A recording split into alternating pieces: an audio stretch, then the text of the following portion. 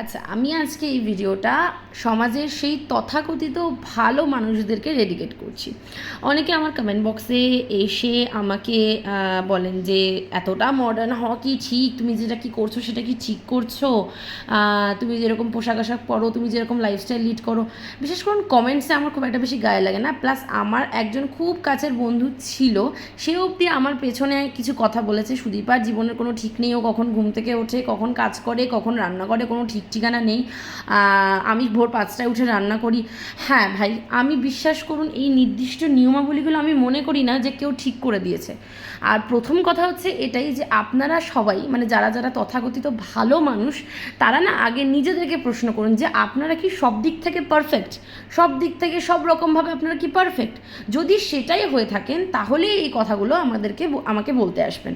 আর সত্যি কথা বলতে, আমি কখন খাবো, আমি কখন ঘুমোবো, আমি দুপুর 12টার সময়তে সত্যি বলছি ঘুম থেকে ওঠার নর্মাল টাইম আমার। এবার আমার যদি একটু লেট হয় তো সেটা বিকেল 5টাও চলে যেতে পারে।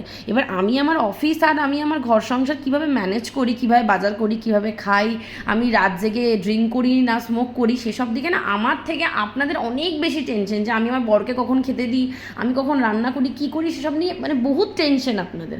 সো আমি এইটুকুনির জন্যই বলি, বিশ্বাস করুন আমি না অতটা ভালো মেয়ে নই, আমি খুব খারাপ মেয়ে। কারণ আমার মনে হয় আপনাদের সমাজ তো তকমা দিয়েই দিয়েছে যে যারা ওইগুলো করবে না তারাই ভালো মেয়ে, এছাড়া যা খুশি করে করুক। তা আমি এইটুকুনি বলতে চাই যে আমি এগুলো করে খারাপ মেয়ে হয়েই থাকতে চাই। তো আমি যদি এখন সারা জীবন আপনাদের কথা ভাবি যে আমার এই লাইফস্টাইলের জন্য আপনারা কী ভাববেন, তাহলে তো আমার লাইফটাকে আমার বাঁচা হবে না। আমি যা পাপ করেছি, আমার মনে হয় না আমি বেশি দিন বাঁচবো বলে। আর তার থেকেও বড় কথা, আমি যে পরিমাণ ফাস্টফুড খাই আমার তো মনে হয় না আমি বেশি দিন বাঁচবো।